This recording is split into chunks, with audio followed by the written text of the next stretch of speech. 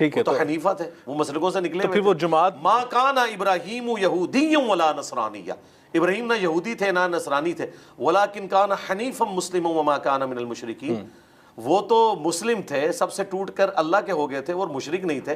ہمارا تو فخر ہے، ہمارے استاد ڈاکٹر سرار صاحب جب یہ آیت پڑھتے تھے تو کہتے تھے اپنے آپ کو جوڑ لو کہ محمد نہ سنی تھے نہ شیعہ تھے، وہ مسلم تھے، ابراہیم نہ یہودی تھے نہ نصرانی تھے۔ سبحان اللہ۔ اچھا، جب ایک نان مسلم کلمہ پڑھتا ہے تو ہم نے بہت سارے جگہ پہ دیکھا، وہ سب سے پہلے یہ سوال کرتا ہے بھائی جب میں کلمہ پڑھوں گا تو میں نے کدھر جانا ہے؟ میں نے اہل حدیث ہونا ہے، میں نے بریلوی ہونا ہے، دیوبندی ہونا ہے، شیعہ ہونا ہے، میں کدھر جاؤں گا؟ تو اس کے لیے کیا جواب ہے؟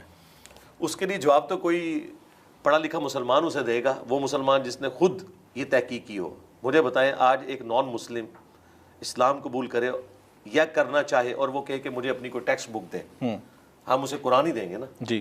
اور اگر وہ آگے سے یہ پوچھ لیں کہ آپ نے بھی یہی قرآن پڑھ کے اپنے آپ کو اسلام میں داخل کیا تھا اور آپ کے نہیں میں نے تو نہیں ترجمے سے پڑھا، تو مجھے بتائیں کیا حال ہوگا؟ ہم نان مسلمس کو یا نیو مسلمس کو بھی بکش مسلمان بنائیں گے، انہیں کہیں گے یہ سارے فرقے ٹھیک ہے، کلمہ گو ہیں، اہل قبلہ ہیں، مسلمان ہیں، کافر نہیں ہیں، ٹھیک، لیکن کچھ حق کچھ لوگوں کے پاس ہوگا، کچھ حق کچھ لوگوں کے پاس ہوگا، باقی جو بڑی بڑی موٹی چیزیں ان پہ تو سب متفق ہیں، سنی ہو شیعہ ہو، ان کے جتنے آف شوٹس ہوں، سب لوگ حج کرنے کے لیے کعبہ شریف جاتے ہیں۔ یہ نہیں ہوا کہ شیعہ جو ہیں وہ نجف چلے جائیں اور سنی جو ہیں دیوبند بریلی اجمیر بغداد چلے جائیں، ایسا نہیں ہوتا، سارے وہیں جاتے ہیں، نمازیں سارے 5 ہی مانتے ہیں، رکھتے سارے 17 ہی مانتے ہیں دن رات میں، یہ ساری چیزیں کامن تو متفق ہیں اور سب مانتے ہیں قرآن محفوظ ہے۔ اب قرآن کے مطابق وہ عمل کر رہے ہیں یا نہیں کر رہے ہیں؟ دیکھیں ایک کرسچن مسلمان ہوا یو کے میں، وہ ایک ایسے مکتب فکر کی مسجد میں گیا کہ جو میلاد کے مہینے کے اندر زمین و آسمان کی کلامیں ملاتے ملاتے رسول اللہ کو آلموسٹ منی گاڈ ہی انہوں نے ڈکلیئر کر دیا۔ وہ آپ کو پتہ ہے جو غلوف کرتے ہیں، حالانکہ نبی اسلام نے فرمایا تھا دیکھنا میری شان کو اس طرح بلند نہ کرنا جس طرح نصارہ نے جیسس کرائسٹ کو بڑھا دیا، میں اللہ کا بندہ اور اس کا رسول ہوں، مجھے اللہ کا بندہ اور اس کا رسول کہنا، یہ بخاری کی حدیث ہے۔ وہ شخص نیو مسلم وہ نماز کے بعد امام صاحب کے پاس گیا کہ یہی باتیں ہم جیسس کرائسٹ کے بارے میں وہاں کلیم کرتے تھے، مجھے تو اسلام کی توحید پسند آئی کہ ایک خدا کی بات ہے، باقی سب اس کی مخلوقات ہیں، اور آپ نے صرف جیسس کرائسٹ کو ہٹا کے اس کی جگہ محمد رسول اللہ کو لگا دیا۔ یہ دین کہاں لکھا ہوا ہے؟ صحیح، میں نے تو قرآن پڑھا ہے، اس میں تو اس طرح کی بات کوئی نہیں ہے۔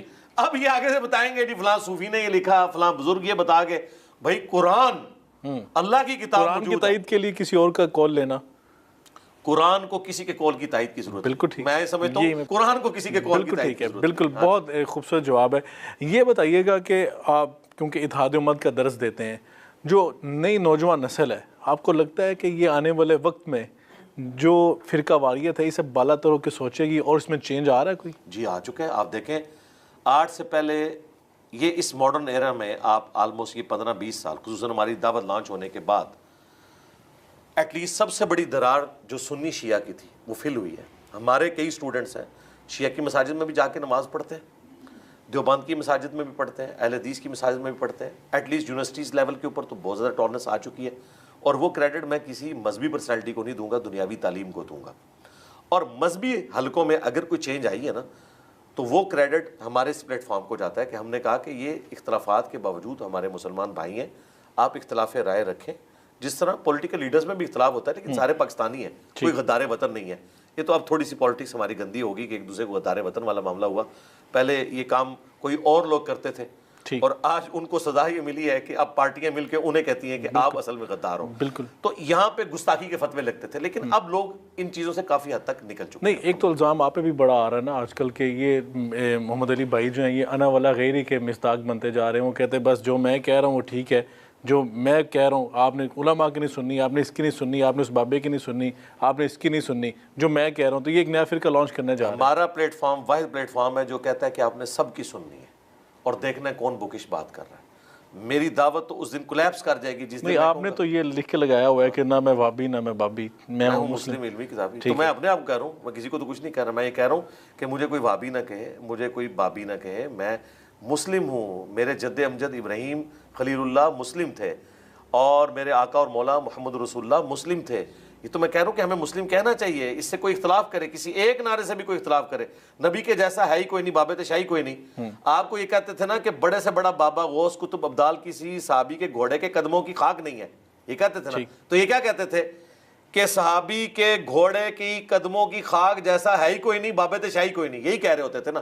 حالانکہ میں اس کے ساتھ ایگری نہیں کرتا. ٹھیک. جانور کبھی بھی کسی مسلمان سے افضل نہیں ہو سکتا. بے شک. تو یہ اپنی ڈاکٹرن دیکھ لیں. ہم تو کہہ رہے ہیں نبی کے جیسا ہے ہی کوئی نہیں. ٹھیک ہے. بابت شاہی کوئی نہیں بالکل نبی کے مقابلے پہ. اور جو نبی کے وفادار ہیں، نہیں تو نبی کا تو مقام تو بہت بلند ہے، وہ تو انبیاء ہیں، معصومون علی الخطا ہیں، ان کا کمپیریزن کرنا مخلوق کے امت کے ساتھ. کمپیریزن تو انہوں نے کیا. جب ہم ان کو کہتے ہیں قرآن میں لکھا ہے، بخاری میں لکھا ہے، مسلم میں لکھا ہے، وہ کہتے ہیں ہمارے بزرگوں نے تو ہمیں یہ بتایا، تو ہم انہیں پھر بتاتے ہیں بھائی نبی کے جیسا ہے ہی کوئی نہیں. جو حرف آخر بات ہوگی وہ رسول اللہ کی بات ہوگی. دیکھیں عبداللہ ابن عباس، صحیح مسند احمد میں آتا ہے کہ وہ بات کر رہے تھے حج تمتع کے مسئلے پہ، تو ایک شخص نے آگے کہا کہ حضرت عمر تو حج تمتع پہ بندی لگاتے تھے. انہوں نے کہا میں تمہیں رسول اللہ کی حدیثیں سنا رہا ہوں اور تم مجھے کہہ رہے ہو عمر یہ کرتے تھے. قریب آسمان سے پتھر برس پڑے تم پر کہ میں تمہیں رسول اللہ کی بات سناتا ہوں اور تم کہتے ہو عمر نے یہ کیا. بھائی حضرت عمر نے جو کیا ان کا پولیٹیکل ڈیسیژن تھا، اس کو حضرت علی نے پھر ریورس کیا. اور آج امت نے حضرت عمر کے ڈیسیژن کو ایسا ریجیکٹ کیا کہ آج امت میں 99.9% لوگ حج تمتع کرتے ہیں، جس کو حضرت عمر نے اپنے دور خلافت میں بین کیا تھا ایک اپنے ذاتی شغف کی وجہ سے. اس وقت بھی صحابہ مخالفت کرتے تھے. یہ تو اللہ کا شکر ہے حضرت علی کا جب دور آیا، اور مجھے کہنے میں آر نہیں ہے کہ یہ دو پرسنالٹی خلفائے راشدین میں ایسی ہیں، حضرت ابوبکر اور حضرت علی. سنت کے معاملے میں ان کی زیرو ٹالرنس تھی. یہ نبی علیہ السلام سے ایک لمحے بھی آگے بڑھنے کی کوشش نہیں کرتے تھے، اجتہاد کو پیچھے کر دیتے تھے. حضرت عمر اور حضرت عثمان انہوں نے کچھ بولڈ ڈیسیژن لیے، لیکن اس میں پھر ان سے بعض اوقات ایسی چیزیں ہو گئی وہ جس کی وجہ سے اجتہادی ڈیسیژن تھے، اجتہادی سٹیپ تھے، وہ اجتہادی تھے، لیکن اس میں سنت وائلیٹ ہوگی نا. مثلا آپ دیکھیں بخاری مسلم میں آتا ہے حضرت عثمان نے بھی اپنے دور خلافت میں حج تمتع پہ بندی لگائی، تو حضرت علی نے کہا میں کسی شخص کی وجہ سے رسول اللہ کے طریقے کو نہیں چھوڑ سکتا، خواہ آپ ہی کیوں نہ ہو. انہوں نے پھر حج تمتع کیا. نہیں، شریعت کے احکام جو ہیں حالات کے اعتبار سے تبدیل نہیں ہو سکتے. تبدیل اس اعتبار سے ہو سکتے ہیں کہ جہاں کوئی زندگی موت کی کشمکش والا معاملہ ہو جائے کہ قحط سالی ہے، تو آپ وقتی طور پر چور کے ہاتھ کٹانے کی سزا کو موقوف کر دیں، یہ تو آپ کر سکتے ہیں. ٹھیک. لیکن یہ جو حج تمتع والا مسئلہ ہوا تھا، نبی علیہ السلام نے تو مشرکین عرب کی رسم توڑی تھی. وہ حج کے دنوں میں عمرہ کرنے کو گناہ سمجھتے تھے. نبی علیہ السلام نے اللہ تعالیٰ سے دعائیں کر کے یہ شریعت کے حکم کو اسٹیبلش کیا کہ حج کے دنوں میں میرے امتی اتنی دور سے سفر کر کے آئیں گے، ان کو تو موقع ہی نہیں ملے گا عمرہ کرنے کا، دوبارہ اتنا خرچہ کرنے کا. تو اللہ نے اجازت دی، لیکن ساتھ ایک پلنٹی ڈال دی، مدنی پلنٹی، کہ آپ نے قربانی کرنی ہے. سبحان اللہ. ٹھیک ہے. وہ ہم جو قربانی کرتے ہیں وہ عید قربان کی قربانی نہیں ہوتی ہے، وہ حج تمتع کی یا قران کی ہوتی ہے کہ ہم ایک سفر میں عمرے سے بھی فائدہ اٹھا رہے ہیں. تو نبی علیہ السلام نے جس سنت کو اتنا اسٹیبلش کیا، تو آپ مسلم شریف اٹھائیں، عمران بن حسین صحابی جن کو فرشتے سلام کرتے تھے، مسلم شریف میں موجود ہے. وہ جب ان سے لوگ آ کے پوچھتے تھے، وہ کہتے تھے رسول اللہ کے بعد کوئی نئی شریعت نازل نہیں ہوئی ہے، نہ نبی علیہ السلام نے اس طرح کا کوئی حکم نازل فرمایا ہے. نبی علیہ السلام حج تمتع کو جاری کر کے گئے، یہاں تک کہ اس شخص نے یہ آ کے ڈیسیژن کیا. اتنے سخت الفاظ میں سیدنا عمر کے اوپر وہ نکیر کرتے تھے. تو سیدنا عمر سے بھی پوچھا گیا، مسلم شریف میں آتا ہے کہ آپ اسے نجائز سمجھتے ہیں؟ انہوں نے کہا معاذ اللہ، حج تمتع نجائز نہیں ہے، لیکن میرا ذاتی شغف یہ ہے کہ لوگ جب حج کے لیے ہیں تو حج کے لیے اور عمرے کے لیے آنا تو دوبارہ آئیں. اب حضرت عمر تو اپنے لمیٹڈ سوچ میں قریبی لوگوں کو دیکھ رہے تھے، رسول اللہ تو پیغمبر ہیں، وہ تو پوری امت کو دیکھ رہے تھے. ٹھیک ہے. تو نبی علیہ السلام کی سن دیکھیں پریکٹیکلی اجماع امت نے حضرت عمر اور حضرت عثمان کے ڈیسیژن کو چھوڑ دیا اور حضرت علی کے ڈیسیژن کو قبول کیا جس نے سنت کو اسٹیبلش کیا. بالکل ٹھیک ہے. علی بھائی آپ پہ ایک اعتراض یہ کیا جاتا ہے کہ علی بھائی نے لوگوں کو دیگر مسالی کے جو علماء کرام ہیں ان کو سننے سے منع کر دیا اور کہا کہ صرف آپ خود پڑھیں جا کے. ٹھیک ہے، یعنی کہ آپ خود جا کے قرآن پاک کو ڈائریکٹ پڑھیں، اور کہا جاتا ہے کہ قرآن کو بغیر استاد کے پڑھنا، حدیث کا علم جو ہے بغیر استاد کے پڑھنا یہ ٹھیک نہیں ہے، آپ کو استاد کے پاس باقاعدہ جانا ہوگا. وہ صرف آپ کو سننے کے لیے تیار ہے، کسی اور کو سننے کے لیے تیار نہیں ہوتے، تو ایسا کیوں ہے؟ نہیں، ایسا بالکل نہیں ہے. پریکٹیکلی اگر ان کا یہ خیال ہے تو یہ غلط خیال ہے. مجھے بتائیں، یہ جو گورے ہیں وہ تو انگریزی میں قرآن کا ترجمہ پڑھ رہے ہیں، وہ تو مسلمان ہو رہے ہیں، اور جو بچپن سے اللہ رسول کا نام سن رہا ہے وہ ترجمہ پڑھ کے گمراہ ہو جائے گا؟ مجھے تو نہیں سمجھ آتی. جائیں انٹرنیشنل کورٹ میں لے جائیں کہ گورا انگریزی میں ترجمہ پڑھ کے مسلمان ہو رہا ہے بغیر کسی استاد کے پاس گئے ہوئے، اور مسلمان وہ ترجمہ پڑھ کے گمراہ ہو رہا ہے. عقل کے ناخن لیں. دوسری بات، کون ڈائریکٹ پڑھتا ہے؟ آج اگر میں بریلویوں کو کہتا ہوں کہ تم حمزہ بریلوی کا ترجمہ پڑھو تو میں حمزہ بریلوی سے قرآن پڑھوا رہا ہوں، میں نے تو قرآن کا ترجمہ لکھ کے حوالے نہیں کیا. اگر میں دیوبندیوں کو کہتا ہوں کہ تھانوی صاحب کا ترجمہ پڑھے تو وہ تھانوی صاحب سے پڑھ رہے ہیں، وہ مجھ سے نہیں پڑھ رہے. اور تھانوی صاحب نے ترجمہ ہمارے لیے کیا تھا، احمد بریلوی نے ہمارے لیے کیا تھا، نوٹ کمانے کے لیے نہیں کیا. انہیں تو عربی آتی تھی، یہ ان کے پرسنل نوٹس تو نہیں کہ جو چوری ہوئے ہیں، باقاعدہ انہوں نے ترجمہ کیا تاکہ عوام الناس کو پتہ چلے.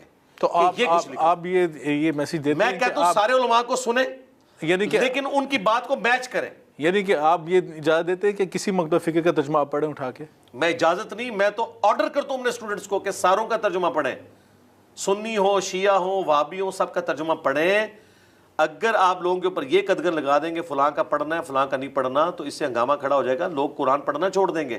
ہمارے نزدیک تراجم سب ایک جیسے ہیں. ٹھیک, مجھے بتائیے آج BBC یا CNN کے نیچے جو پٹی چلتی ہے, کیا ایسا ہوتا ہے کہ افریقہ کے انسان اس پٹی کا کوئی اور مطلب لیتا ہے اور یورپ کا انسان کوئی اور مطلب لیتا ہے اور سب کانٹیننٹ کا اور لیتا ہے؟ قرآن کے بارے میں کیوں کہتے ہیں کہ جی بڑے ترجمے میں ترجمے الفاظ کے چناؤ کا فرق ہے, مفہوم سب کا ایک ہے. بسم اللہ کا ترجمہ کسی نے کیا اللہ کے نام سے شروع, کسی نے کیا شروع اللہ کے نام سے, کسی نے کیا شروع کرتا ہوں اللہ کے نام سے, ٹھیک, سب نے اللہ کے نام سے شروع کیا. بالکل ٹھیک ہے.